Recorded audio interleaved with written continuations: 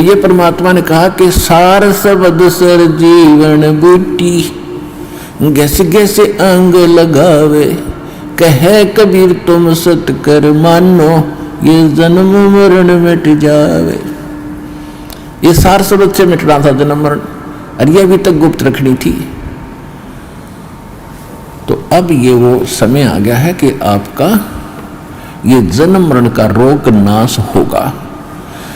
तो हमारा उद्देश्य यहाँ पर जो मूल सौदा हम बेचते हैं, हम जो देते हैं आपको, जो सौदा करते हैं आपसे कुछ नहीं लेते, आपसे केवल समर्पण होना ही हम मांगते हैं कि परमात्मा पर समर्पित हो जाओ और इस भक्ति करो। ये भगवान जो मंत्र आपको दिए गए सारे। अब कहने का भाव ये है कि और जो दूसरे आपके संकट हैं, ये तो हम आपको वैसे निवारण करेंगे। जैसे रूंगा बोलते हैं, रूंगा रूंगे में देंगे, रूंगे में, वो सौदे में नहीं आता रूंगा, वो तो एक्स्ट्रा दिया जाता है। जैसे पुराने समय में, अब तो वो समाप्त हो गई सिस्टम। पहले गांव में इतनी दुकानें नहीं होती थी, बाहर के फेरी लगाने वाले आते थे, कोई टिंडे बेचा करता, कोई घिया, कोई तोरी, कोई आम या कोई बेर बेचने वाले आते थे। तो हमारी दादी जी एक बेला भर के, कटोरा भर के गेहूँ का या चनों का जो भी उपलब्ध होती थी, कणक, किसान घर में जन्म था हमारा, और वो ले जाती थी, पूछती थी भाई कैसे देता है ये, जैसे टिंडे कैसे देता है सब्जी के लिए। तो कहता था ताई गेहूँ के 2 बार देता हूँ, 1 प्लेट में गेहूँ डाल दिए और 2 बार उसके इक्विवेलेंट उसके बराबर टिंडे तोल कर डाल दिए, सौदा हो गया, बराबर हो गया जो सौदा था। फिर हमारी दादी जी कहा करती रूंगा और दे भाई, और 1 टिंडा उठा कर और दे देता। तो वह कहती ना और दे, वो 1 और दो, 1-2 और दे देता। यानी वो था रूंगा, वो सौदे में नहीं था, एक्स्ट्रा लाभ लिया वो तो यहाँ जो आपके संकट, दुख, रोग किसी भी प्रकार के हैं, तो ये सौदे में नहीं हमारे में, ये तो रूंगे में देंगे आपको, ले ये भी ले ले, ये भी ले।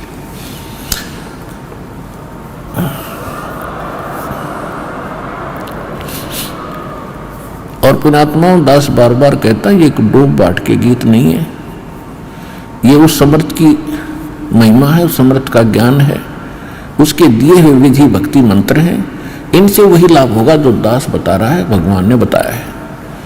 अब जैसे जब तक हम सुखी हैं तब तक हम कोई भी भक्ति कर रहे हैं, किसी भी देव की, किसी इष्ट की, या ना कर रहे हैं, तो आपके वही प्रारब्ध के, किस्मत के कर्म ही आपको प्राप्त हो रहे हैं। जैसे किसी ने इन्वर्टर की बैटरी चार्ज कर रखी है, वह फुल हो ली, और फिर चार्जर लगाया नहीं, तो वह फिर भी काम कर रही है, चार्जर हटा रखा है, चार्जर है ही नहीं आसपास भी, और ना चार्ज लगाने की कोई बिजली उपलब्ध है, तो फिर भी वो चल रही है, खूब काम कर रही है, पंखे भी, लाइट भी खूब चल रही है। तो जब तक वो बैटरी चार्ज है तब तक तो नो प्रॉब्लम, और जब वो बैटरी होगी डिस्चार्ज, फिर प्रॉब्लम, नथिंग एल्स। तो पूर्व जन्म के जिसके जितने संस्कार, पुण्य कर्मनी, जितनी उसने बैटरी चार्ज कर रखी है, कोई प्रधानमंत्री बना है, कोई राष्ट्रपति बना किसी देश का, कोई IAS, IPS, डॉक्टर, इंजीनियर, जज, या कोई सेठ बना है, कोई अच्छा किसान बना है, कोई अच्छा दुकान चल रही है, कोई वैसे किसी के बच्चे अच्छे हैं, कोई नौकरियां प्राप्त हैं, तो ये उनकी पिछले जन्म की बैटरी चार्ज है, वही चल रही है, आगे चार्जर नहीं है। और जब आगे चार्जर नहीं है तो वो बैटरी जब तक पूर्व जन्म की चलेगी, फिर कैर टूटने लगेंगे, जब दुख शुरू होंगे वो खत्म हो जाएगी, पुण्य खत्म हो जाएगी। हमारे जीवन में पुण्य और पाप दोनों साथ हैं। जब तक पुण्यों का दौर चलता है तो हम सोचते हैं हम बिल्कुल सुखी हैं, और ये भी सोचते हैं हम ऐसे ही निभाएगी, ऐसे ही चलेगी। और जब वो पुण्य समाप्त हो जाते हैं वो बैटरी डिस्चार्ज हो जाती है और फिर पाप का दौर शुरू होता है। फिर हम भटकने लगते हैं, क्योंकि जो पूजाएं आप कर रहे थे उनसे तो राहत मिली ही नहीं, उनके करते करते ये दुख और संकट आ गए आप पर। तो तब आपको उन पूजाओं में अविश्वास हो गया जो आप पहले कर रहे थे। फिर आपको किसी ने बताया कि उस मंदिर में मत्था टेकने से लाभ होता, आप फिर वहां जाते हो। किसी ने आपको बताया कि वैष्णो देवी जाओगे, वहां पहुंचोगे तो आपको बड़ा लाभ मिलेगा, आप वहां पहुंच गए। यानी वो जो साधना पहले कर रहे थे वो छोड़ दी। फिर आपको किसी ने बताया बालाजी जाइए, आप फिर वहां जाते हो। तो कहने का भाव ये है कि जब आपके पाप कर्म का दौर शुरू हुआ और जिन साधनाओं को करके आप निश्चिंत बैठे थे, हम बिल्कुल सुखी हैं, तो उन्होंने आपका साथ नहीं दिया, क्योंकि वो साथ पहले भी नहीं देने वाली थी। उस समय आपको कोई कहता कि साधना कर रही है ठीक नहीं है, आपको लाभ नहीं मिलेगा, तो आपको कभी विश्वास नहीं होता, न आप मानते हो। और फिर जब संकट आते हैं फिर आप सभी मान जाते हो। तो कहने का भाव ये है दास का कि आज आप यहां जो आए हैं, आपके पूर्व जन्म के संस्कार व बैटरी कति खत्म हो ली। अब हम देंगे चार्जर उस परम पिता की पावर के लगाने का, ये भक्ति विधि। और फिर आप उस चार्जर को लगाए रखना आखिरी सांस तक, कनेक्शन ना कटने देना, तो आप इस जीवन में सुखी रहोगे और सतलोक चले जाओगे। आपकी भक्ति बहुत बढ़ जाएगी, आपके संकट भी नाश होंगे।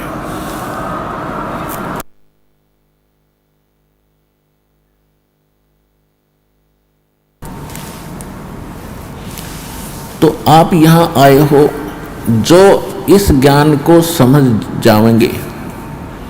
यहां पर दो प्रकार के प्राणी पूरा लाभ उठाते हैं। एक तो ज्ञान समझ कर आते हैं, और दूसरे जो सब जगह भटक भ्रम लिए और कहीं से लाभ मिला नहीं, और फिर वो यहां टिक जाएंगे, अकोर की तक ठिकाना नहीं, सब जगह जा लिए। तो फिर उनकी व्यवस्था होगी, मजबूरी होगी यहां आने की, और यहां आते रहे तो वो लाभ मालिक देगा। और फिर हम ज्ञान सुनाते हैं यहां बैठाकर आपको। तो यहां आपसे प्रार्थना की जाती है, जब तक सत्संग चले आप सब चिंताएं और इधर उधर की गल्ला बातें छोड़ के ध्यान से सत्संग सुनो। चाहे कोई रोगी है, चाहे कोई संकट है किसी प्रकार का, आप एकाग्रचित्त होकर सत्संग सुनोगे तो राहत मिलेगी और ये ज्ञान ग्रहण होगा। इस ज्ञान से आपको 70% लाभ तो ज्ञान से मिलेगा। लाभ का मतलब है आत्मा में दृढ़ता आवेगी हर प्रकार की, और 30% फिर बाकी दुख संकट है वो आपकी भक्ति और लाभ से होगा। क्योंकि दास इसलिए कह रहा है इस ज्ञान से कि कई ऐसे दुख हैं जो बेमतलब के बड़े होते हैं। अब कबीर साहब कहते हैं, कबीर मैं तो जब डरूं ये मेरे ही संग हो, भाई मौत बुढ़ापा आपदा ये सब काहू को हो। ये इस तरह के जो ज्ञान के वचन हैं, ये उस रोगी को, संकट वाले को बड़ा सहारा देंगे जो मृत्यु सैया पर है और ये सोच रहा है मेरा क्या होगा। देखो यहाँ कोई ना रहा और ना रहेगा। किसी की 2 दिन पाछे टिकट कट जाएगी, किसी की 10 दिन पहले कट जाएगी। यहाँ नहीं रहना किसी ने। लेकिन दुर्भाग्य उन प्राणियों का होगा जो सतलोक आश्रम बरवाड़ा जिला हिसार में ना आए होंगे। वो कति खाली जाएंगे, कति खाली टोटली नष्ट करके जाएंगे जीवन को। और जो यहाँ आ गया, नाम भी ले लिया, प्रथम नाम लेकर भी उसका जीवन अंत हो गया, वो भगवान का हो गया, वो परमात्मा के जुड़ गई आत्मा, उसमें बीज पड़ गया भक्ति का। और अब ये हजारों वर्षों तक ये ज्ञान और ये समाधान चलेगा।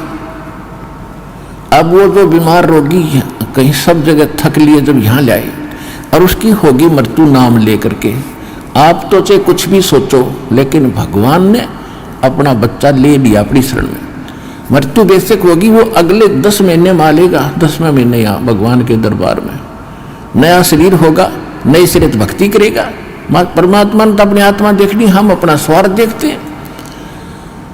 और 10 दिन, 2-4 महीने और भुगता तो हम ही कह देते भगवान इसने ठा ले, हे भगवान ठा ले। हम भी तंग हो जाते, पैसा भी समाप्त हो जाता। तो कहने का भाव ये है कि आप इस ज्ञान को सुनो, समझो, अपनी सोच धारणा कति खत्म कर दो। जो ज्ञान दास बताता है ये गॉड विधान है, गॉड का, परमात्मा का दिया हुआ विधान है, और ये अटल है, ये सत्य है, इसमें ऐसा ही होगा। और जो सच्चे दिल से आते हैं उनको, उनका रोग भी ठीक होगा और मोक्ष भी, भक्ति मिलेगी। इसी जीवन में मोक्ष भी हो जाएगा जो दृढ़ रहे तो। फिर दूसरी बात है,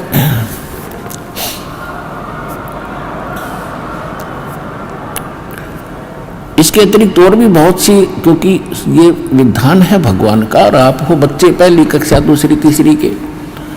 अब जैसे कानून की किताब को तीसरी चौथी कक्षा का बालक कैसे समझ पाएगा, लेकिन बार बार दास समझाएगा तो आपके हृदय में ये अवश्य जचेगा, विश्वास होगा, क्योंकि ये गॉड गिवन स्पिरिचुअल नॉलेज है, परमात्मा का दिया हुआ अध्यात्म ज्ञान है।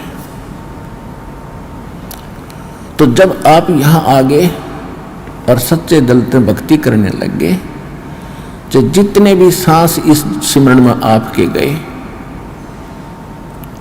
और वो आपके गुड अकाउंट में है, और बाकी का जो समय आपने चाहे राष्ट्रपति बनकर व्यतीत कर दिया वो व्यर्थ बताया है। तो यहाँ आने वाले जितने भी भक्त हैं, चाहे रोगी हैं, तो किसी प्रकार का उनको संकट है, तो उनके लिए वो दुख वरदान बन गया। वो भगवान से मिलेंगे, उनका जीवन सफल होगा, उनके सब दुख दूर होंगे और भगवान के विमान में बैठकर सतलोक जाएंगे। ये लिखवा लो मेरे पे।